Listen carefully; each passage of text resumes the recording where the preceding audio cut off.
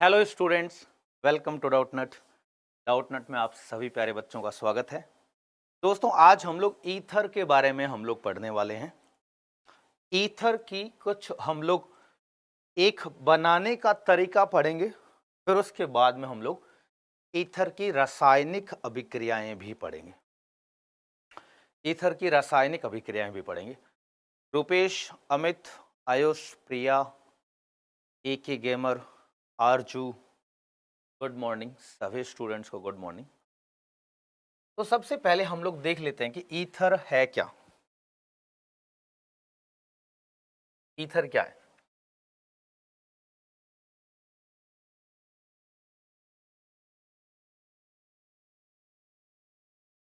Ether जो है वो ROR है। अब देखो, ईथर में ऑक्सीजन है और ऑक्सीजन दो बंद बना रहा है। और जब ऑक्सीजन दो बंद बनाता है तो सभी बच्चों को पता होना चाहिए इसके पास में दो लोन पेयर है, दो एकाकी युग्म है। जैसे H2O में होता है, जब भी ऑक्सीजन दो बंद बना रहा है, दो सहसंयोजक बंद बना रहा है, तो कितने लोगों को पता है कि सर दो लोन पेयर होते ही हैं। नाइट्रोजन जब तीन बंद बनाता है तो उसके पास में एक लोन पेयर होता है ना। नाइट्रोजन तीन बंद बनाता है तो उसके पास में एक लोन पेयर होता है। ऑक्सीजन जब भी दो बंद बनाता है तो उसके पास में दो लोन पेयर होते हैं, है ना। ऑर्गेनिक में आप लोगों को बहुत सिंपल सिंपल चीजें ध्यान में रखनी है कि किसके पास में लोन पेयर है, किसके पास में नहीं है। चलिए, ये बात हो गई। अब उसके इसके अलावा जो है ईथर के बारे में बात करें तो ईथर अपना दो लोन पेयर है। अगर मैंने ये ईथर लिया CH3OCH3, तो इस ऑक्सीजन का संकरण भी sp3 होगा। इस ऑक्सीजन का संकरण भी sp3 होगा। जैसे H2O में ऑक्सीजन का संकरण sp3 होता है ना। दो लोन पेयर होते हैं, वी आकार का होता है। हम लोग H2O का आकार जो है, आकृति जो है, वो हम लोग वी आकार की बोलते हैं, मुड़ी हुई वी आकार की। अब अगर यही बात में आप लोगों को ईथर में देखा जाए तो ईथर में भी क्या है बेटा, दो लोन पेयर है। ऑक्सीजन जो है वो ऑक्सीजन का संकरण sp3 है। इसकी भी आकृति इसी प्रकार की मुड़ी हुई होगी। अब मेरे को एक बात बताइए, इसका द्विध्रुव आघूर्ण शून्य होगा या नहीं होगा? देखो, द्विध्रुव आघूर्ण शून्य होगा या नहीं होगा? द्विध्रुव आघूर्ण, द्विध्रुव आघूर्ण का मान क्या होगा आपके हिसाब से बताइए। द्विध्रुव आघूर्ण जो है, इसका वैल्यू, द्विध्रुव आघूर्ण को म्यू से रिप्रेजेंट करते हैं, इसका वैल्यू 0 होगा या नॉट इक्वल टू 0 होगा? ऑप्शन ए और बी दो है, एक बार आप मेरे को देख के बताइए। ईथर का द्विध्रुव आघूर्ण शून्य होगा या नहीं होगा? द्विध्रुव आघूर्ण को देखने के लिए आपको संरचना में यह देखना पड़ता है कि द्विध्रुव आघूर्ण की दिशा ज्यादा विद्युत ऋणात्मक परमाणु की तरफ होगी। आयुष बेटा एक बार बात मत करो। आयुष, विनय, निकिता, ए और बी में से आप सेलेक्ट कीजिए, इक्वल टू 0 या not equal to 0। Good morning Yusuf, Sneha, Priya, बताइए ए होगा या बी होगा? अभिषेक कुमार, ए होगा या बी होगा? यूसुफ पठान एक बोल रहा है ए होगा, विनय बोल रहा है ए होगा। देखो, द्विध्रुव आघूर्ण के लिए हम लोग, प्रिया शर्मा बोल रही है सर बी होगा, दीपक बोल रहा है बी होगा, रुपेश ए बोल रहा है, अभिषेक भी ए, स्नेहा शिवाड़ी, अभिषेक मैंने तुम्हारा नाम दिखाई दे रहा है। सर ये कौन सा चैप्टर है? Alcohol phenol ether, alcohol phenol ether. तो इसका जो जवाब है वो ऑप्शन बी है। इसका जो जवाब है वो ऑप्शन बी है। इसका द्विध्रुव आघूर्ण शून्य के बराबर नहीं होगा, नेट द्विध्रुव आघूर्ण आएगा। देखिए, कार्बन और ऑक्सीजन में ऑक्सीजन ज्यादा विद्युत ऋणात्मक है, कार्बन कम है, तो हम लोग द्विध्रुव आघूर्ण की दिशा आपको फिजिक्स में पता होगा प्लस क्यू और माइनस क्यू में द्विध्रुव आघूर्ण की दिशा इस प्रकार हम लोग देते हैं, ज्यादा विद्युत ऋणात्मक तत्व की तरफ देते हैं, ठीक है। और इसका द्विध्रुव आघूर्ण, इस बंध का द्विध्रुव के कारण द्विध्रुव आघूर्ण ऐसा होगा। ये बेटा दोनों सदिश राशियां है, द्विध्रुव आघूर्ण जो सदिश राशि है, दोनों का नेट कैंसिल आउट नहीं हो रहा है। आप सोच लीजिए, एक जगह एक ब्लॉक पर बल लग रहा है, इधर से 5 न्यूटन लग रहा है और इधर से भी 5 न्यूटन लग रहा है यहां से, तो आप ये बोल सकते हो इसका इधर वाला घटक जो है वो तो कैंसिल हो जाएगा। इसका अगर जब मैं घटक फिजिक्स में आप लोगों को पता होगा कि इधर वाला घटक तो इधर वाला घटक और इधर वाला घटक तो दोनों आपस में कैंसिल आउट हो जाएंगे, बट ये वाले जो घटक है ये दोनों जुड़ जाएंगे, तो द्विध्रुव आघूर्ण शून्य नहीं होता है। अब तुम ये पूछोगे कि द्विध्रुव आघूर्ण अगर शून्य नहीं होने का मतलब नेट द्विध्रुव आघूर्ण है, मतलब अणु जो है वो ध्रुवीय है। बहुत सिंपल मतलब ये है, द्विध्रुव आघूर्ण शून्य नहीं होने का मतलब है अणु जो है वो ध्रुवीय अणु है। क्या है? ध्रुवीय अणु है। ईथर ध्रुवीय प्रकृति के हैं, ईथर जो है वो ध्रुवीय प्रकृति के हैं, ईथर ध्रुवीय प्रकृति के हैं, ईथर जो है वो ध्रुवीय प्रकृति के हैं। आई बात समझ में? ईथर ध्रुवीय प्रकृति के हैं। अब तुम्हारा अगला सवाल ये होना चाहिए कि ध्रुवीय प्रकृति या अध्रुवीय प्रकृति से हमें क्या मिलता है, हम लोग कौन सी चीजें एक्सप्लेन कर सकते हैं। कोई अगर यौगिक ध्रुवीय है या कोई अगर यौगिक अध्रुवीय है तो इससे हमें क्या नया चीज मिलने वाला है, क्या हम लोग इस गुणधर्म का कहीं यूज कर सकते हैं?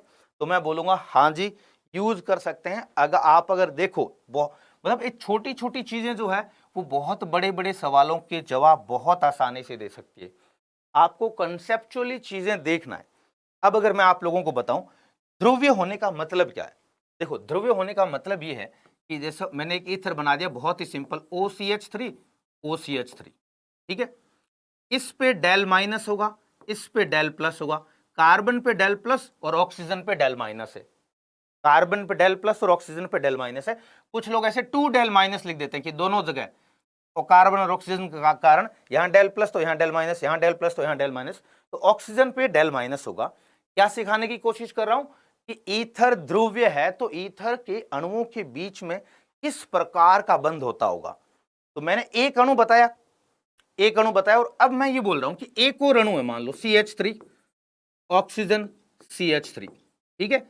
अब ध्रुवीय का मतलब दो धनात्मक और ऋणात्मक सिरे बनना। ध्रुवीय का एक मतलब यही है, ये भी है कि धनात्मक और ऋणात्मक सिरे बन जाना, सिरे मतलब छोर बन जाना, है ना, धनात्मक और ऋणात्मक सिरे बन जाना। तो मैंने ये बोल दिया इसका डेल प्लस और इसका डेल माइनस, ये एक द्विध्रुव बन गया। द्विध्रुव का मतलब भी तो यही बोलते हो, प्लस क्यू और माइनस क्यू बराबर अमाउंट में आवेश पास पास में हो तो द्विध्रुव बन जाता है, ठीक है। अब देखिए यहां भी, इस पे भी मैंने डेल प्लस इधर लगा दिया, सॉरी ऑक्सीजन पे डेल प्लस नहीं, गलती से लगा दिया मैंने, ऑक्सीजन पे डेल माइनस होगा बेटा, del minus del plus del minus del plus, ठीक है। अब देखिए, अब अगर आप ध्यान से देखो तो इन दोनों अणुओं के बीच में क्या यहां आकर्षण हो सकता है? इस कार्बन के धनात्मक सिरे और इस ऑक्सीजन के ऋणात्मक सिरे के बीच में आकर्षण हो सकता है क्या? आकर्षण हो सकता है क्या? हाँ या ना बताइए। इसके धनात्मक और इसके ऋणात्मक सिरे के साथ में आकर्षण हो सकता है, आकर्षण हो सकता है। धनात्मक और ऋणात्मक आवेश के बीच में आकर्षण ही होता है, इनके बीच में आकर्षण हो सकता है, इनके बीच में आकर्षण हो सकता है, ठीक है। क्लास का टाइम बेटा 10:30 बजे, इनके बीच में आकर्षण हो सकता है। और दोस्तों अगर दो अणुओं के बीच में आकर्षण होता है, एक द्विध्रुव का एक भाग दूसरे द्विध्रुव के एक भाग से आकर्षण करता है, एक द्विध्रुव का एक भाग दूसरे द्विध्रुव के दूसरे भाग से आकर्षण करता है, तो इसको ये बोलते हैं द्विध्रुव द्विध्रुव अन्योन्य क्रिया। ये शब्द आप लोगों ने कहीं ना कहीं सुना होगा और आप लोगों को बहुत अच्छे से फील नहीं आई होगी कि ये क्या बोल रहा है। द्विध्रुव द्विध्रुव अन्योन्य क्रिया, द्विध्रुव द्विध्रुव अन्योन्य क्रिया, ये शब्द आप लोगों ने कहीं ना कहीं ये वाला वर्ड पक्का सुना होगा, द्विध्रुव द्विध्रुव अन्योन्य क्रिया। द्विध्रुव द्विध्रुव अन्योन्य क्रिया, द्विध्रुव द्विध्रुव अन्योन्य क्रिया, ये शब्द सुना है आपने? द्विध्रुव द्विध्रुव अन्योन्य क्रिया सुना है या नहीं सुना है? इसका मतलब यह है कि एक द्विध्रुव का एक भाग, मान लो ये उंगली और अंगूठा एक द्विध्रुव है, और ये उंगली और ये उंगली भी, ये भी एक द्विध्रुव है।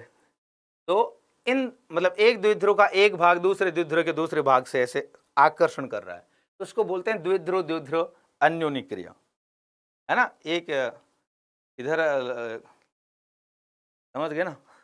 मैंने देखो इस वाले भाग का पहली बार यूज किया है मैंने, यहां मैंने पेन रख दिया है तो मेरे को पहली बार इधर वाले इस पार्ट का मेरे को पहली बार क्या बोल रहा है, यूज पता चल रहा है ना। जैसे हाथों का यूज कोई चीज को पकड़ना है कि नहीं, पैर का यूज चलने का, मैंने इस वाले भाग का पहली बार यूज कर लिया। मैंने अभी एग्जांपल दे रहा था ना, तो मैंने ऐसे रख लिया।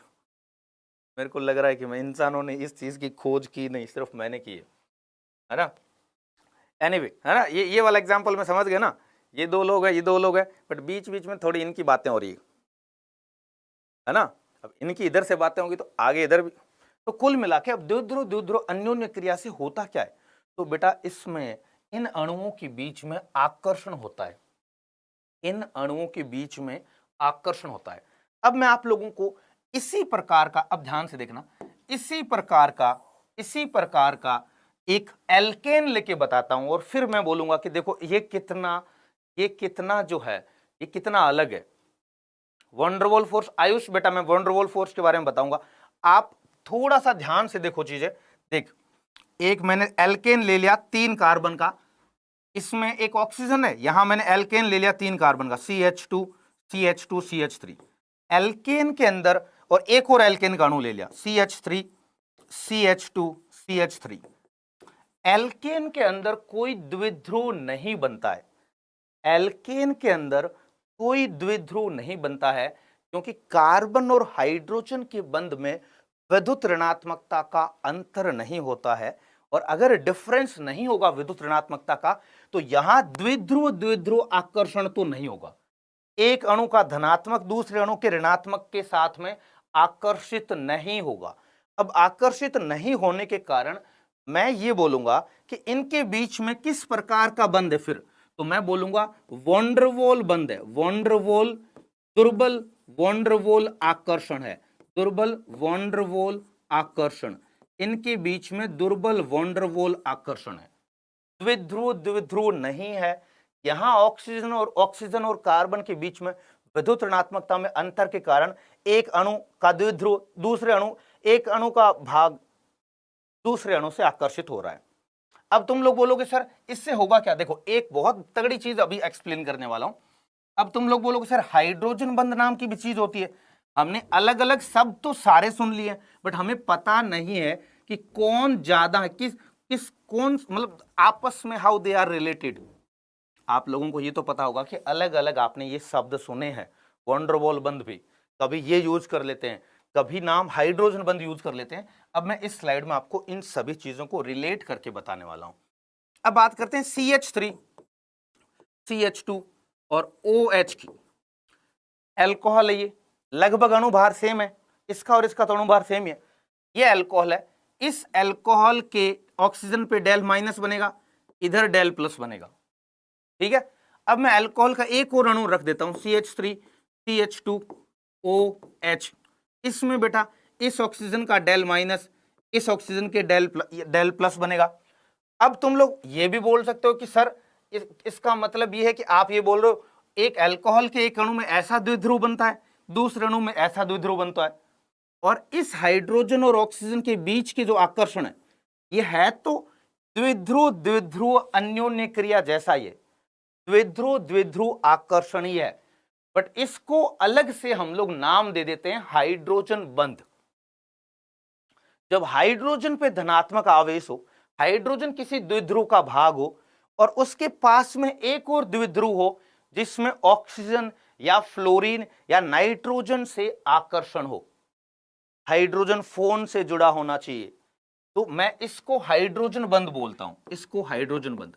मैं आप लोगों को इस बात का फील, क्या आपको फील आ रहा है कि सर ये हाइड्रोजन बंध भी दो द्विध्रुवों के बीच में ही लगता है, बस इसको अलग से नाम दे दिया है हाइड्रोजन बंध। वैसे तो दो द्विध्रुवों के बीच में आकर्षण, एक द्विध्रुव का एक भाग दूसरे द्विध्रुव के दूसरे भाग से आकर्षित करता है, तो उसको बोलते हैं द्विध्रुव द्विध्रुव आकर्षण बोल सकते हैं, द्विध्रुव द्विध्रुव आकर्षण बोल सकते हैं। पर यहां अगर हम लोग देखें तो इसको हाइड्रोजन बंध बोलते हैं। यहां सिर्फ दुर्बल वॉन्डरवॉल आकर्षण है, दुर्बल वॉन्डरवॉल आकर्षण है, ठीक है, इसको हाइड्रोजन बंध बोल देते हैं। अब बेटा इसमें हाइड्रोजन बंध इसलिए बोलते हैं, बहुत ध्यान से सारी चीजें रिलेट होगी, एकदम सारी चीजें रिलेट होगी। आप अगर कंसिस्टेंटली इधर देखोगे तो मैं इसमें बोलूंगा अणुओं के बीच में जो आकर्षण है, तो मैं बोलूंगा हाइड्रोजन बंध का मान जो है, आकर्षण जो है वो ज्यादा होता है। फिर उसके बाद में द्विध्रुव द्विध्रुव आता है, फिर उसके बाद में द्विध्रुव द्विध्रुव द्विध्रुव द्विध्रुव आकर्षण, अन्योन्य क्रिया, ठीक है, और फिर उसके बाद में वॉन्डरवॉल बंध आता है।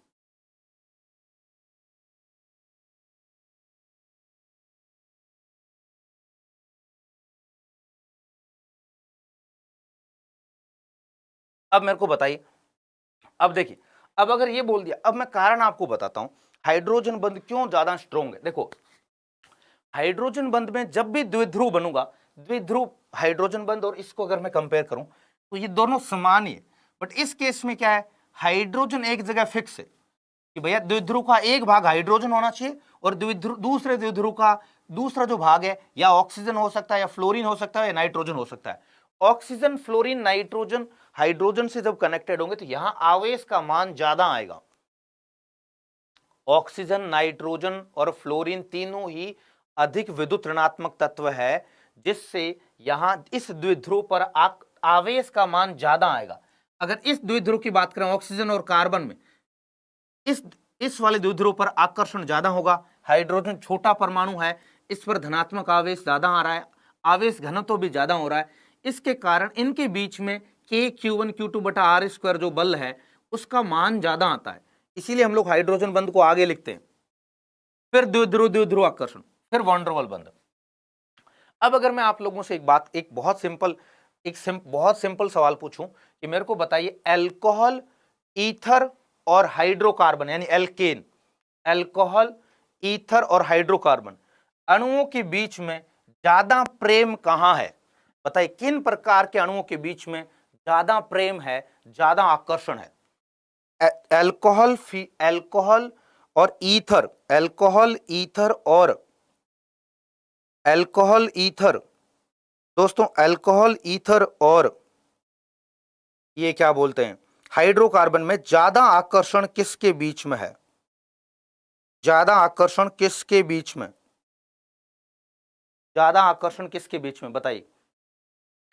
अल्कोहल, ईथर और, यहां देख के बताइए बंध की प्रबलता ये है, बंध की प्रबलता जो है वो ये है, यहां देख के बताओ, यहां देख के बताइए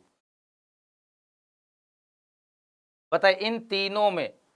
बेटा अल्कोहल में, आयुष गौतम ने सही जवाब दिया है, अल्कोहल में ज्यादा प्रेम है, अल्कोहल में ज्यादा प्रेम है, ज्यादा आकर्षण अल्कोहल वाले भाग में है, फिर ईथर वाले भाग में, फिर इसमें हाइड्रोकार्बन में। अब तुम लोग बोलोगे सर आकर्षण से फर्क क्या होगा? ठीक है, ज्यादा प्रेम है, ज्यादा प्रेम से क्या होगा? बेटा ज्यादा प्रेम होने के कारण बिछड़ेंगे नहीं ये लोग, ज्यादा प्रेम है अणुओं के बीच में तो ये हवा में नहीं उड़ेंगे। तो अब ध्यान से बताना, ज्यादा वाष्पशील कौन होगा, किसकी वाष्प ज्यादा बनेगी? तो हम लोग बोलते हैं भैया इनके बीच में आकर्षण बहुत कम है, इनके बीच में ठीक ठाक है, इनके बीच में आकर्षण बहुत ज्यादा है, तो हम लोग बोलेंगे ज्यादा वाष्पशील। देखो अणुओं के बीच में आकर्षण,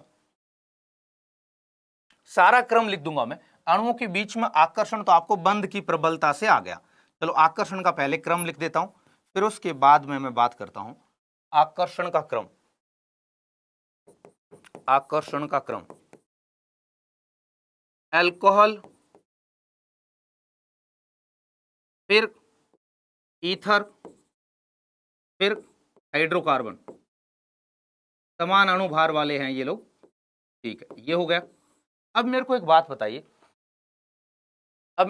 बताइए, अगर आकर्षण का क्रम ये मान लो एक गांव है, अल्कोहल नाम का गांव है, ईथर नाम का गांव है और हाइड्रोकार्बन नाम का गांव है। अल्कोहल नाम के गांव में लोगों के बीच में बहुत प्रेम भाव है, ईथर वालों के पास में ठीक ठाक है और हाइड्रोकार्बन वालों के पास में कोई फर्क नहीं है, एक दूसरे की बकरी चुरा लेते हैं ये लोग, है ना, मुर्गी चुरा लिया, बकरी चुरा लिया, आपस में लड़ते रहते हैं।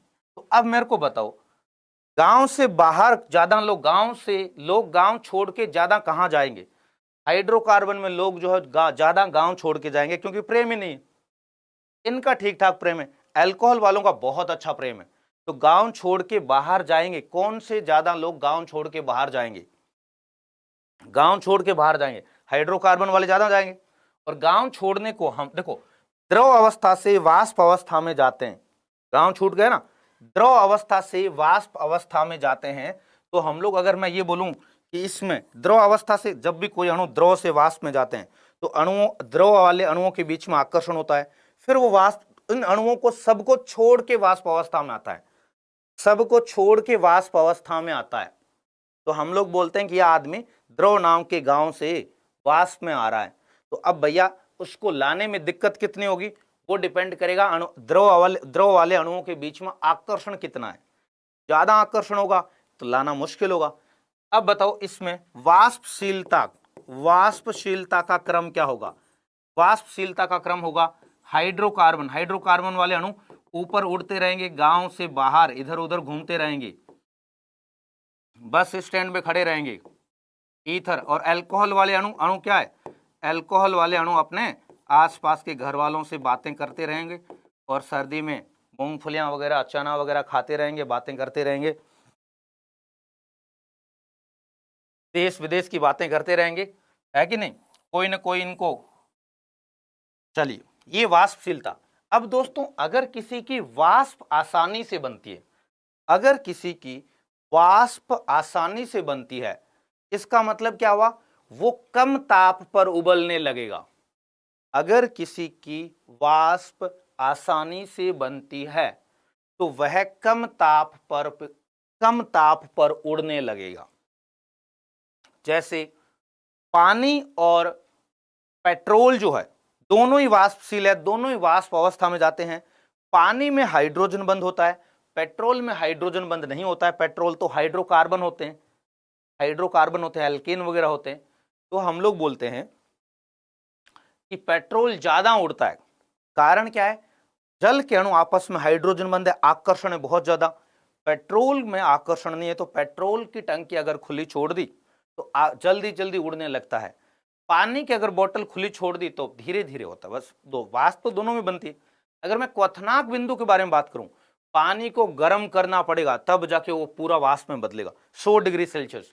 पेट्रोल का क्वथनांक बिंदु पानी से कम होगा। कम होने का मतलब है पेट्रोल को आप बर्तन में डाल के ऐसे अगर गर्म करोगे तो वो बहुत पहले पूरी वाष्प बना लेगा। तो अगर मैं क्वथनांक बिंदु के बारे में बात करूं तो क्वथनांक बिंदु का मतलब ये है कि कितना ताप लगाना पड़ेगा ताकि वो वाष्प में बदल जाए। तो बेटा जितना ज्यादा वाष्पशील है क्वथनांक बिंदु उसका कम होगा। अल्कोहल का क्वथनांक बिंदु जो है ज्यादा होगा, फिर ईथर का होगा और फिर हाइड्रोकार्बन का होगा।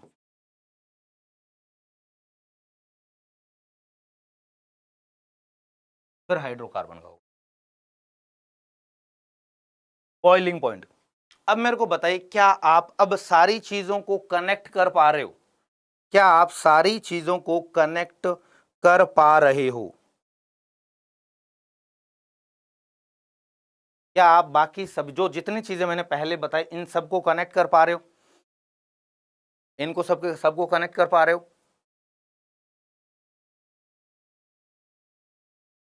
है ना, चीजें आसान है।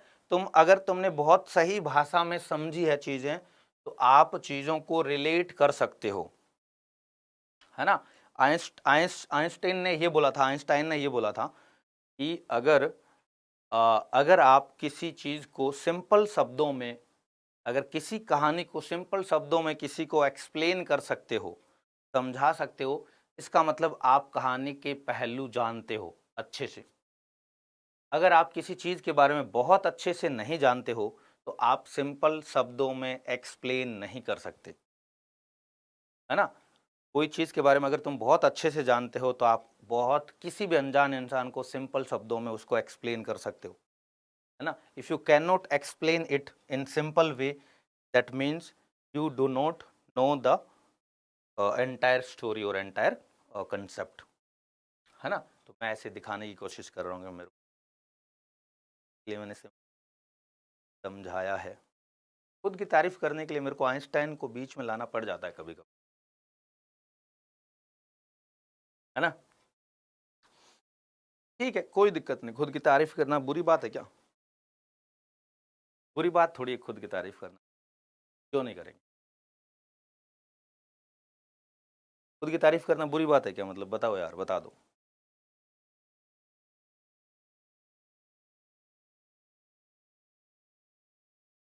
लेजेंड नाम का एक आदमी बोल रहा है सर कुछ नहीं पढ़े, क्या करें बताओ।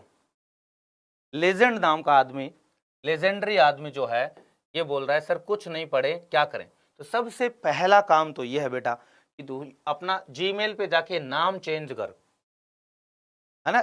अभी तक तूने कुछ नहीं पढ़ा, इसका मतलब तू यार मेरे को नहीं लगता लेजेंड है तू, ठीक है। तो पहली बात तो अपना नाम चेंज कर, पहला स्टेप। तो फिर उसके बाद में दोबारा आके कमेंट कर, फिर मैं बताता हूँ कि क्या करना चाहिए तुझे, है ना, क्या करना चाहिए। सबसे पहले ये काम है, अगर ये कर लिया तो उसके बाद में अब आगे तुझे, अब देखो, अब ईथर ईथर अपने को पता चल गया, ठीक है। अब बात करते हैं हम लोग, अब बात सच में चला गया यार वो अब बात करते हैं क्या करें यार, मतलब क्या करें। डाउटनट में कब लाइव आएंगे? अच्छा, ऐप पर कब लाइव आएंगे? आ जाएंगे बेटा, उसमें भी। देशी बालक आके बोल रहा है हरे का सहारा बाबा खाटू श्याम हमारा। बिल्कुल, बहुत बहुत बहुत ही बढ़िया। मतलब सुबह सुबह जो लड़का है ये भजन सुन रहा है कि हरि का सहारा बाबा खाटू श्याम हमारा। हमारे बोलता तो अच्छा होता, है ना। हमारा में इतना फील नहीं आ रहा, थोड़ी इज्जत दे बेटा। हरि का सहारा बाबा खाटू श्याम हमारे, हमारे, हमारा नहीं, हमारी, ठीक है। तो अब अगला जो है, अगला जो ईथर बनाने का हम लोग मेथड पढ़ने वाले हैं, तरीका पढ़ने वाले हैं, उसको बोलते हैं विलियमसन संश्लेषण। विलियमसन नाम के इंसान ने ईथर बनाने का एक तरीका बताया, बहुत ही आसान तरीका, बहुत ही सिंपल तरीका। अब मैं आप लोगों को एक बात बताता हूं, कितने लोगों को, बहुत, देखो मैं एक बार पार्ट्स में तोड़ूंगा फिर मैं पूरी चीज को बताऊंगा। कितने लोगों को लग रहा है कि एक ROH है, इसके ऊपर लोन पेयर है, ऑक्सीजन के ऊपर लोन पेयर है, ठीक है, एल्कोहल है, और एक मैंने बोल दिया RO-, तो बेटा इस ऑक्सीजन के ऊपर जैसे ऋणात्मक आवेश रहता है, इसके पास में लोन पेयर है, तो ये क्या कर सकता है, ये किसी भी धनावेशित कार्बन के ऊपर अटैक कर सकता है। ऑक्सीजन के पास में लोन पेयर होने के कारण ये किसी कार्बन को डोनेट करने की कोशिश कर सकता है, किसी धनावेशित कार्बन की तरफ अटैक कर सकता है। तो हम लोग इस चीज को बोलते हैं नाभिक स्नेही, इस चीज को हम लोग बोलते हैं नाभिक स्नेही। नाभिक पर क्या आवेश होता है? धनात्मक आवेश। जो धनात्मक आवेश की चीजों की तरफ आकर्षित होता है उसको हम लोग बोलते हैं नाभिक स्नेही, ठीक है। अब मेरे को बताइए, इसमें इधर RO- है, एल्कोहल का H+ निकाल दिया, एल्कोहल का H+ अगर निकाल दिया तो इसमें RO- बनेगा। अब मेरे को बताइए, यहां भी कार्बन पे मान लो धनात्मक आवेश है कहीं, तो दोस्तों RO- के पास में भी ऋणात्मक आवेश है, लोन पेयर है, इलेक्ट्रॉन युग्म है, ये धनावेशित कार्बन की तरफ अपना इलेक्ट्रॉन डोनेट करने की कोशिश करेगा। ये भी नाभिक स्नेही है। नाभिक स्नेही का मतलब है कोई भी धनावेशित चीज को, नाभिक स्नेही का मतलब जिसके पास में इलेक्ट्रॉन की अधिकता हो, जो धनावेशित कार्बन को या धनावेशित आयन को अपने इलेक्ट्रॉन युग्म दे सकता है। ये है नाभिक स्नेही की परिभाषा। अब देख यार, ये दोनों ही नाभिक स्नेही है, ये बात तो क्लियर है कि दोनों ही नाभिक स्नेही है। अब मेरे को बता, ROH वाला ऑक्सीजन और RO माइनस वाला ऑक्सीजन में किसको ज्यादा प्रेम होगा नाभिक से? किसको ज्यादा प्रेम होगा नाभिक से, बताइए। अल्कोहल वाले ऑक्सीजन का A बोल देता हूं और इस वाले ऑक्सीजन को B बोल देता हूं। कौन सा ऑक्सीजन ज्यादा नाभिक से प्रेम करेगा? नाभिक स्नेही, प्रबल नाभिक स्नेही कौन सा ऑक्सीजन होगा? ये वाला या ये वाला? जल्दी से बताइए। ये वाला, ये वाला, A और B में से कौन ज्यादा प्रबल नाभिक स्नेही होगा? श्याम विश्वकर्मा बोल रहा है A होगा। इसको नाभिक की तरफ ज्यादा आकर्षण होगा। लेजेंड नाम का बच्चा बोल रहा है B होगा। बताइए। रुपेश ने सही जवाब दिया है। पवन कुमार जी ने भी सही जवाब दिया है। शशांत ने भी सही जवाब दिया है। दीपक जी, दीपक बेटा ध्यान से देख, दीपक ध्यान से देख। ये देखो RO, देखो नाभिक स्नेही वो होता है जिसके पास में, खुद के पास में इलेक्ट्रॉन ज्यादा हो, इलेक्ट्रॉनों की अधिकता हो। ये तो लोन पेयर है, इसके पास में तो ऋणात्मक आवेश है, एक्स्ट्रा इलेक्ट्रॉन पड़ा है। ये ऑक्सीजन तो अपने इलेक्ट्रॉन लेके बैठा है। ये ऑक्सीजन तो जैसे इलेक्ट्रॉन के रिस्पेक्टिव में अगर हम लोग देखें, इलेक्ट्रॉन के हिसाब से देखें तो हम, ये इलेक्ट्रॉन धनी है, इसके मतलब ये पैसे वाला है, इलेक्ट्रॉन को पैसे मान लेते हैं, ये पैसे वाला है, इसके पैसे खुद के ही है, खुद के कमाए हुए पैसे। ये RO माइनस है, यहां भी इलेक्ट्रॉन ऋणात्मक आवेश है, तो इसके पास में भी इलेक्ट्रॉन है, इसके पास में ऋणात्मक आवेश मतलब पैसे वाला, तो इसके पास में तो अपने पैसे हैं, इसके पास में दोनों ही पैसे वाले हैं, बट इसने RO माइनस है, इसने 2 नंबर के पैसे हैं, किसी और के पैसे हैं, और किसी और के पैसे हैं तो ये क्या करेगा? ये किसी को ज्यादा दान दे सकता है, क्योंकि फालतू के पैसे हैं, कभी न कभी मोदी जी आ जाएंगे, मोदी जी की टीम आ जाएगी और पैसे छीन लेगी, है ना। 500 के नोटों में यही तो किया था, कल से बंद 500 के नोट, है कि नहीं? जो फालतू के लोग पैसे थे वो लोग इधर उधर भागे,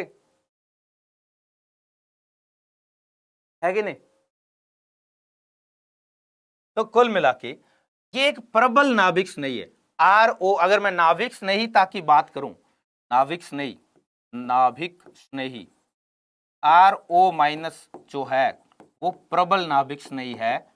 RO माइनस जो है वो प्रबल नाभिक स्नेही है ROH से। चलो, नाभिक स्नेही है, प्रबल नाभिक स्नेही है, ये बात अगर आप लोगों को क्लियर हो गई तो मैं विलियमसन ईथर संश्लेषण बहुत आसानी से पढ़ा दूंगा। विलियमसन ईथर संश्लेषण हम लोग बहुत प्यार से, हम लोग बहुत आसानी से पढ़ लेंगे, बहुत ही आसानी से पढ़ लेंगे।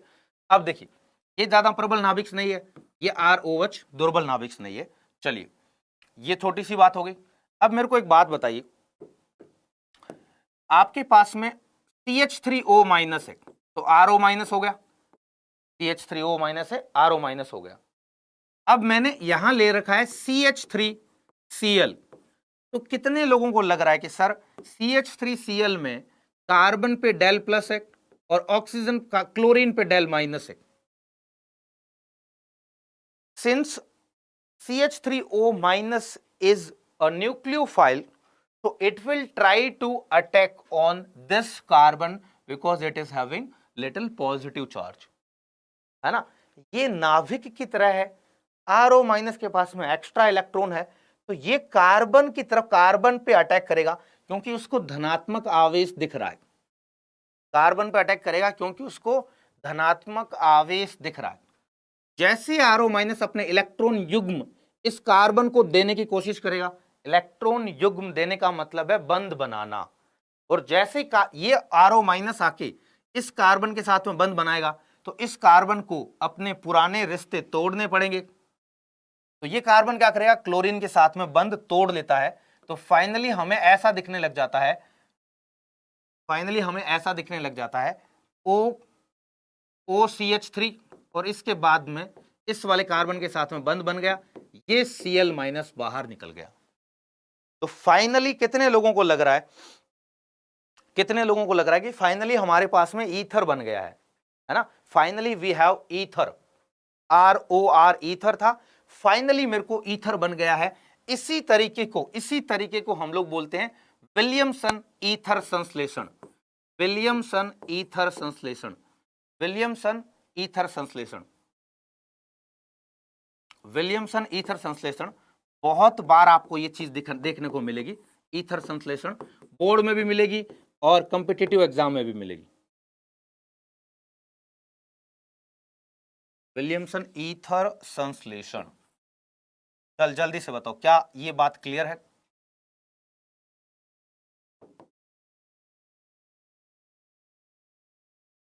ये सिंपल मेथड विलियमसन ईथर संश्लेषण का सिंपल मेथड है। RO- आता है, एल्काइल हैलाइड पर अभिक्रिया करता है। RO- एक नाभिक नहीं है, कार्बन के साथ में बंध बना लेता है, जो कार्बन से पहले जुड़ा हुआ है उसको बाहर निकाल देता है, ये जो अभिक्रिया है, ये अभिक्रिया, इसमें प्रबल नाभिक नहीं है, ये जबरदस्ती क्लोरीन को बाहर निकालता है। तो हम लोग बोलते हैं यह अभिक्रिया SN2 अभिक्रिया है, यह अभिक्रिया SN2 अभिक्रिया है। कितने लोग SN2, SN1 और SN2 से वाकिफ है ना? कितने लोग, जो how many people are friendly with SN2 and SN1, SN2 and SN1 के साथ में कितने लोग फ्रेंडली है कि हाँ थोड़ा बहुत पता है। हालांकि बहुत, मतलब मैं ये बोल सकता हूं कि आपको हो सकता है बहुत डिटेल में नहीं पता हो, बट थोड़ा बहुत आपको आइडिया होगा। दूसरी बात, जो स्टूडेंट्स लेट आए हैं उनको बता देता हूं मैं, 10:30 बजे क्लास स्टार्ट होती, तो SN2 एक पद में होती है, इसके लिए प्रबल नाभिक स्नेही की जरूरत है, प्रबल नाभिक स्नेही की जरूरत है। बेटा क्लास 12th है, सूरज यादव बेटा, ये क्लास 12th की ही क्लास है, 12th साइंस की क्लास है बेटा। केमिस्ट्री नाम का सब्जेक्ट होता है 12th में, फिजिक्स, केमिस्ट्री, मैथ्स, बेटा 12th केमिस्ट्री की क्लास है ना। अब और तो मैं तेरे को क्या क्या बताऊं, तो बोलेगा 12th क्या होता है, तो उसका जवाब यह है कि बेटा 11 के बाद में 12, 11 के बाद में 12 आता है और 13 से पहले एक संख्या आती है। तो 12 जब आता है, जब आपको स्कूल में पढ़ते पढ़ते 12 साल हो जाते हैं, तो यहां तक आ जाते हैं लोग, ठीक है। और सिंपल में बताऊं सूरज बेटा, और सिंपल शब्दों में बताऊं, घर वालों ने नाम रखा सूरज, ये डालेगा रोशनी सब पे। इस भाई पे खुद पे रोशनी नहीं पड़ रही है, ज्ञान की एक किरण नहीं पड़ रही है, तो सूरज, सूरज नहीं तो कम से कम दीपक नाम रख लेते भैया। इतना बड़ा सूरज भी रोशनी करता है, दीपक भी रोशनी करता है, दीपक में इतनी बेइज्जती तो नहीं होगी कि खुद के अंदर अंधेरा है, दीपक तो चलेगा। दीपक और सूरज में कितना फर्क है सोचिए। दीपक किसी का नाम रखा है तो घर वालों ने बस इतने से उम्मीद की कि भाई ये अपना पेट गुजार ले, थोड़ा ठीक कर ले, अपने घर में रोशनी रखे। सूरज नाम निकाल दिया, मतलब ये तो पूरी दुनिया को चमकाएगा, जैसे घूमेगा तो लोगों के आगे रात आ जाएगी, जहां जाएगा वहां दिन आ जाएगा, रोशनी रोशनी। अगर तुम अगर तुम किसी को प्रकाश नहीं पहुंचा पा रहे हो तो नाम के आगे ऐसे लिख दो यार, सूरज ढका हुआ, अभी मैं ढका हुआ हूं, अंधेरे में हूं, ढका हुआ सूरज नाम लिख दो अपना, सूरज ढका हुआ। कल कमेंट में ये नाम आना चाहिए, सूरज ढका हुआ। तो ज्ञान, रोज क्लास लेगा, थोड़ा थोड़ा ज्ञान आएगा, फिर उसके बाद में तो आगे लोगों पे प्रकाश डालेगा। तो अभी ऐसे अपने रिश्तेदारों को बोल दे कि अभी मैं ढका हुआ हूँ, डाउटनट से जुड़ा हूँ, धीरे धीरे मैं रोशनी करना सीखूंगा, अपने आप का अंदर का उजाला करूंगा पहले तो, फिर उसके बाद में ये रोशनी बाहर निकलेगी, फिर मैं ज्ञान का उजाला करूंगा पूरे देश में, पूरी दुनिया।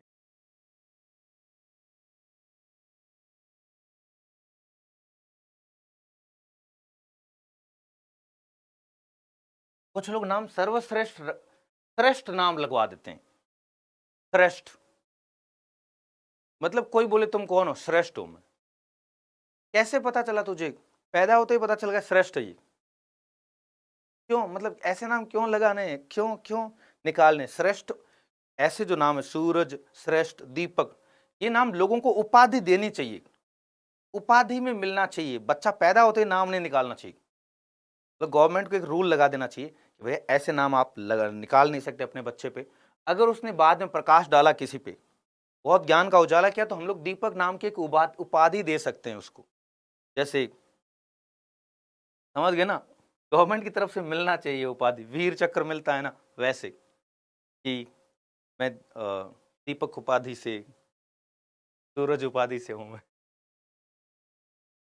लड़के वाले आ रहे हैं, लड़की वाले आ रहे हैं, तो बोला अरे हमारे बच्चे को तो अभी राष्ट्रपति से दीपक नाम की उपाधि मिली। एनीवे, ये विलियमसन ईथर संश्लेषण है, SN2 अभिक्रिया है। अब मैं आप लोगों को छोटी छोटी अभिक्रियाओं के वो करवाता हूं। अब देखिए, ये एक अभिक्रिया है, RO माइनस अकेला नहीं होता है बेटा, तो हम लोग ऐसे लेते हैं CH3ONA, CH3ONA प्लस CH3CH2Cl है। तो मेरे को बताइए, ईथर, एक बार ईथर बना लीजिए जल्दी से, ईथर एक बार बना लीजिए जल्दी से, ईथर एक बार बना लीजिए।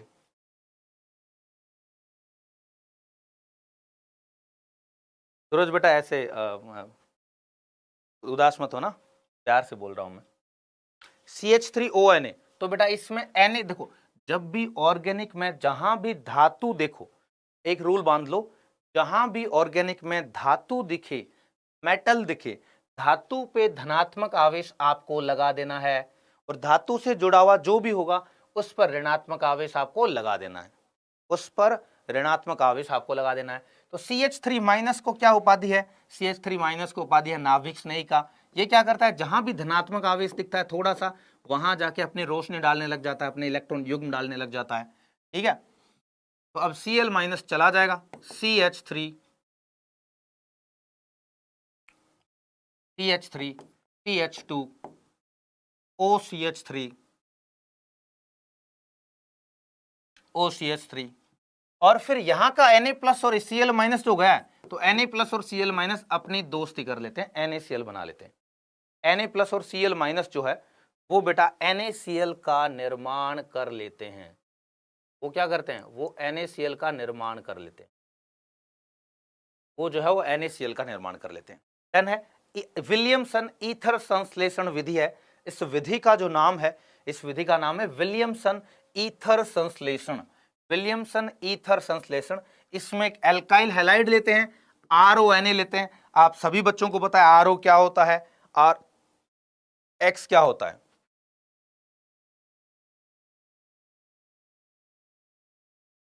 ठीक है, ये विलियमसन ईथर संश्लेषण। अब मेरे को बताइए, इसमें अगर RONA में मैंने फिनोक्साइड आयन ले लिया, ध्यान से देखना कितना इंटरेस्टिंग हो जाएगा। मैंने फिनोक्साइड आयन ले लिया, ये यहां ONA की जगह आपने ONA ले लिया, फिनोल वाला,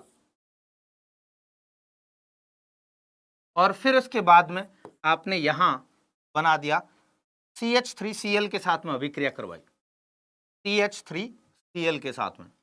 अब ध्यान से सोचना कि क्या यहां भी वही चीज होगी? क्या आप बिल्कुल बेसिक चीज से इसको रिलेट कर सकते हो? क्या आप इसको रिलेट कर सकते हो? ये क्या हो जाएगा बेटा, ये तो इधर ये उत्पाद बनाया था। मेरे को आप ये बताइए, क्या मैं यहां ऊपर वाली अभिक्रिया में एक बार लिख देता हूं, आप लोग ऊपर वाला एग्जाम्पल देख के क्या नीचे वाले का प्रोडक्ट बना सकते हो? ये ऊपर वाले का उत्पाद है, इसका उत्पाद क्या आप खुद से बना सकते हो? हाँ है ना, क्या आप इसका उत्पाद खुद से सोच सकते हो?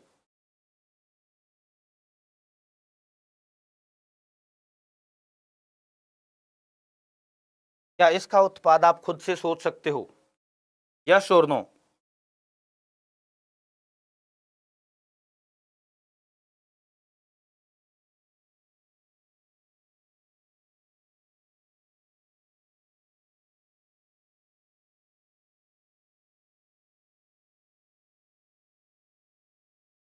बताइए, इसका उत्पाद बना सकते हो? आपको बहुत सिंपल देखना है, जहां भी ऑर्गेनिक में जहां धातु दिखे, रामबाण औषधि, धातु पे प्लस लगा दो, इसके साथ में जो जुड़ा हुआ माइनस लगा दो।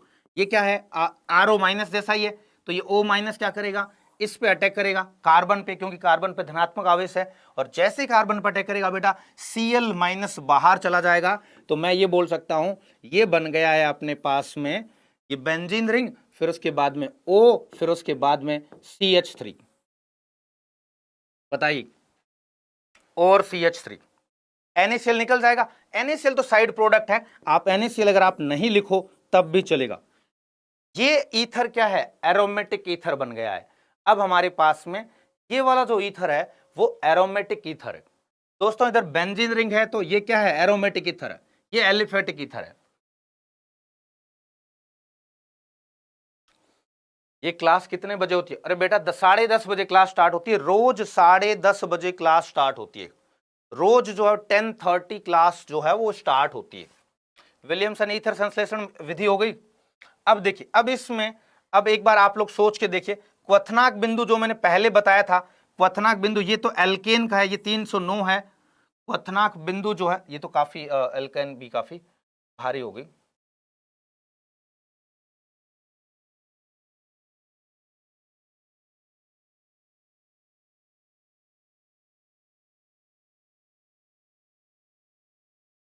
ईथर की रासायनिक अभिक्रियाएं हम लोग देखने वाले हैं, ईथर की रासायनिक अभिक्रियाएं हम लोग देखने वाले हैं। फिजिक्स की क्लास बेटा 5 बजे होती है इसी चैनल पे, इसी चैनल पे फिजिक्स की क्लास 5 बजे होती है। अब मेरे को ये बताइए, किसी की भी अब जब आप रासायनिक अभिक्रियाएं देखते हो, किसी की भी जब आप रासायनिक अभिक्रियाएं देखते हो, आपको सबसे पहले उसको समझना चाहिए कि वो है क्या, उसमें क्या क्या चीजें हैं। अगर अल्कोहल की रासायनिक अभिक्रिया देखते हो तो हम लोग ये बोलते हैं ये वाला बंध भी टूट सकता है, ये वाला बंध भी टूट सकता है। रासायनिक अभिक्रिया होगी तो ये खुद किसी और से अभिक्रिया करेगा। तो किसी की भी रासायनिक अभिक्रिया देखने से हम लोगों को ये सोचना पड़ेगा कि क्या हो सकता है। जैसे एल्डिहाइड कीटोन है, इनके ऊपर C डबल बॉन्ड है, तो हम लोग बोलते हैं कि यहां पाई बंध है, हो सकता है पाई बंध टूटे, कुछ जुड़ जाए आके। भाई कोई बोले एल्डिहाइड कीटोन की रासायनिक अभिक्रियाओं के बारे में सोचो, तो आपका दिमाग इस डायरेक्शन में जाना चाहिए। अच्छा C डबल बॉन्ड है, O है, तो यहां एक से ज्यादा बंध जहां होते हैं वहां चीजें जुड़ती है, वहां चीजें जुड़ती है। जहां भी पाई बंद हो तो वहां चीजें ऐड हो सकती है, जब भी पाई बंद होगा तो वहां चीजें जुड़ सकती है। अगर पाई बंद नहीं है तो यहां शायद कुछ बंध टूटेंगे, सिग्मा बंध है तो जुड़ना तो पॉसिबल नहीं है, तो ये बंध टूट सकता है, ये बंध टूट सकता है। जैसे ही ईथर है, जैसे ही बेटा ईथर है तो ईथर के ऊपर क्या है, CH3OCH3, तो हम लोग ये बोलते हैं कि ये वाले बंध जो है टूटे जा सकते हैं ईथर में, ये वाला बंध टूटे या इधर वाला बंध टूटे एक ही बात है। तो ईथर में भी कार्बन और ऑक्सीजन का बंध टूट सकता है। तीनों अल्कोहल में 2 चांसेस थे, कार्बन और ऑक्सीजन का भी टूट सकता है, ये इधर इधर वाला और इधर वाला, और ऑक्सीजन और हाइड्रोजन का भी टूट सकता है। तो 2 चांसेस थे। जब ऑक्सीजन और हाइड्रोजन का टूट रहा था तो यहां H+ निकल रहा था, तो हम लोग बोल रहे थे कि ये देखो अल्कोहल अम्ल है, O और H के बीच में जो बंध टूटेगा तो अल्कोहल वहां अम्ल के भांति व्यवहार करेगा, O और H में टूटेगा। तो दोस्तों एक बात बताओ, ये लाइक्स कम क्यों है? तुम्हें क्या अच्छा नहीं लग रहा है क्या क्लास? जो नंबर ऑफ लाइक्स है वो कम है काफी, तो मेरे को बताओ क्या अच्छा मजा नहीं आ रहा है क्या क्लास में?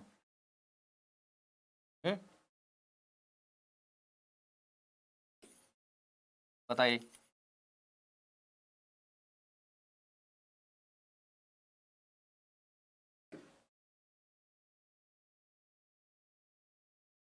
बढ़ाओ यार उसको, बढ़ाओ बढ़ाओ, जल्दी करो जल्दी करो।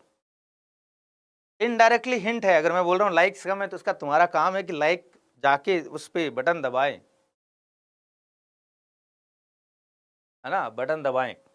और क्लास एंड होने के बाद में भी बढ़िया, मतलब जो तुम्हें फील हो वैसा कमेंट करें।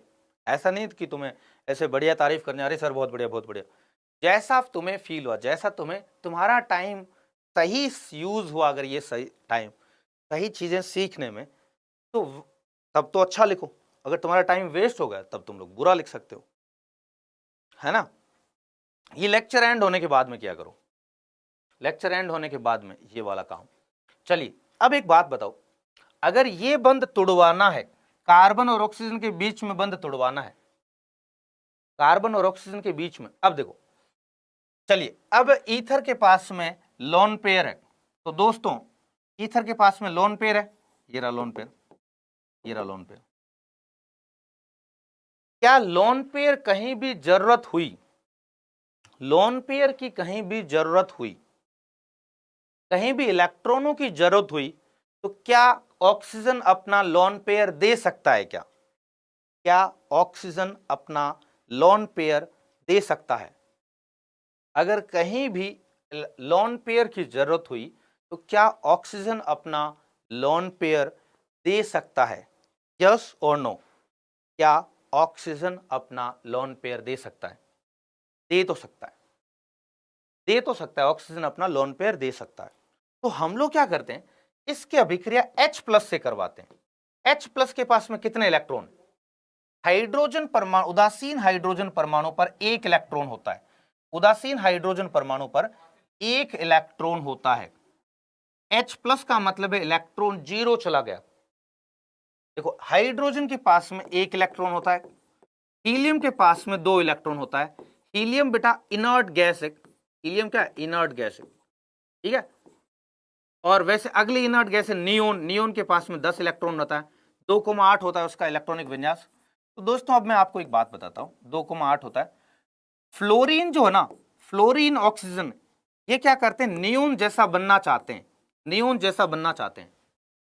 फ्लोरीन ऑक्सीजन जो है वो नियोन जैसा बनना चाहते हैं। हाइड्रोजन क्या है? हीलियम जैसा बनना चाहते हैं। हाइड्रोजन की गली में, हाइड्रोजन की गली में हीलियम नाम की जो है ना इंसान है वो सबसे कूल है, तो अपनी गली में हाइड्रोजन अपने सबसे कूल इंसान की तरह बनना चाहेगा। और अगर मैं अगली गली देखूं, hydrogen, helium, lithium, beryllium, boron, carbon, nitrogen, oxygen, carbon, nitrogen, oxygen, fluorine, ये सब, ये जो आगे वाले ये जो लोग हैं ये नियोन जैसा बनना चाहते हैं। भाई हम लोग, हमारे आसपास में जो कूल इंसान लगेगा उसी की तरह बनना चाहेंगे ना। तुम्हारे कोई सी दोस्त ने जेई क्रैक कर लिया, तो तुम, रिश्तेदार ने कर लिया, तुम्हारी गली में कर लिया, तो तुम्हें लगेगा यार ये अच्छा काम है। किसी ने यूपीएससी का एग्जाम दिया तो तुम लोगों को लगेगा हाँ इस भैया की तरह बनना है, मनीष भैया की तरह बनना है ना, मेरी तरह बन सकते हो। तो तुम्हारा एक ये रहता है ना अपने जान पहचान में जो सबसे अच्छा लगता है उसी की तरह बनने की कोशिश करते हैं। पता चला तुम्हारा भुआ का लड़का एक बहुत ही बढ़िया चोर है, पकड़ा ही नहीं जा रहा है, तुम्हारे दिमाग में आएगा क्या, ये कूल है, इसकी तरह बनना है। तो हाइड्रोजन हीलियम की तरह बनना चाहता है, और आगे वाले लोग ऐसे नियोन की तरह बनना चाहते हैं, वैसे आगे वाले लोग ऐसे ऐसे बनना चाहेंगे, ठीक है। रोल मॉडल तुम्हारा क्या है उस पर डिपेंड करता है। मेरे मामा का लड़का है, गाड़ियों का टायर की हवा निकाल देता है और भाग जाता है, तो अगर तुम्हें वो कूल लग रहा है तो तुम उसकी तरह बनोगे, है ना। और कूल की, अब मैं आपको एक और बात बताऊं, कूल शब्द की डेफिनेशन जो है वो बहुत अलग अलग है, अलग अलग जगह पे अलग अलग है, अलग अलग जगह पे अलग अलग है ना, बहुत ही वेरी करते। कूल शब्द की डेफिनेशन जो है बहुत अलग अलग है। गांव में वो इंसान कूल है जो ईमानदार है और अपने बातों का वैल्यू जानता है ना। शहर में शायद वो इंसान, मतलब शहर में भी अलग कूल हो गया, मतलब गांव में किसी ने बाइक ले ली तो तुम लोग बोलो ये कूल है, शहर में किसी ने कार ले ली तो ये कूल है, और बढ़िया कार ले ली तो ये कूल है। वैसे ही कॉलेज लाइफ में भी आपको इस शब्द का बहुत अलग वैल्यू देखने को मिलेगा। अगर आपने सुनना सुनना बात, अगर आप कोई प्राइवेट कॉलेज गए, ठीक है, या अपने शहर के कॉलेज गए, तो ज्यादातर लोग जो है वो क्या करेंगे, अच्छी अच्छी बाइक लेके आएंगे, लड़के जो है बाइक लेके आएंगे, ठीक है, बाइक, बहुत सारी बाइक्स लेके आएंगे, कंपटीशन चलता रहेगा, कोई केटीएम ला रहा है, कोई हार्ले डेविडसन ला रहा है, कोई कुछ कर रहा है ना, किसी को इम्प्रेस करने की कोशिश कर रही है ना, कोशिश कर रहा है कोई, है ना, तो वो कूल है कि यार इसके पास में कोई गाड़ी में आएगा तो ये कूल है, ठीक है। अगर आप प्राइवेट कॉलेज में या अपने शहर के कॉलेज में जाते हो, तो अगर आप एनआईटी या आईआईटी जाते हो, एनआईटी या आईआईटी जाते हो, तो वहां तो पहली बात तो आपको बाइक वगैरह रखने ही नहीं देंगे। आईआईटी मुंबई में तो आप बाइक नहीं रख सकते, साइकिल रख सकते हो आप, बाइक नहीं रख सकते, गाड़ी भी नहीं रख सकते, स्टूडेंट कोई भी बाइक नहीं रख सकता, गाड़ी नहीं रख सकता। तो यहाँ जो है ना, कूल की डेफिनेशन पता है क्या है? कूल की डेफिनेशन तुम्हारा टैलेंट, तुम्हारा टैलेंट, तुम्हारा टैलेंट क्या है, ये है कूल। तुम्हारा टैलेंट क्या है, ये कूल है। तुम कितनी सुंदर हो, ये कूलनेस नहीं है इधर। तुम कितने सुंदर हो, ये कूलनेस नहीं है। कूल का मतलब ये है कि तुम कितना अच्छे से पढ़ाई कर रहे हो, तुम कितना दुनिया को जानते हो, तुम्हें कितनी सारी चीजें पता है, तुम्हारा ज्ञान जो है वो कूल है, तुम्हारा नेचर ही कूलनेस में आ सकता है। तो कूल की डेफिनेशन बहुत अलग अलग है। कूल की जो डेफिनेशन है वो बहुत अलग अलग है। यहाँ हो सकता है कि किसी से लड़ाई करना, किसी को डायलॉग मारना, ये कूल है। समझ रहे हो ना, यहाँ ये कूल है, इधर ये कूल है। तो ये बात तुम लोग ध्यान रखना, तुम कोशिश करना है अपने को कि सही कूल की डेफिनेशन की तरफ आगे बढ़ना है, अपने को सही कूल की डेफिनेशन की तरफ आगे बढ़ना है। समझ रहे हो ना, मतलब मैं जब अपने घर जाता था कॉलेज से, तो मैं अपने प्राइवेट कॉलेज में जो मेरे दोस्त हैं उनसे मैं मिलता था, तो उन लोगों की बातें काफी अलग होती थी, है ना, काफी अलग होती थी, मतलब समझ गए ना। तो तुम्हें कोशिश करना है कि ये वाले डेफिनेशन में जाना है, ये वाले डेफिनेशन, है ना, मतलब जैसे भाई किसी लड़के ने समझ गए ना यार तुम लोग। चलिए आज के लिए इतना ही, कल 10:30 बजे मिलेंगे, यहीं से आगे स्टार्ट करेंगे। चलिए बाय बाय।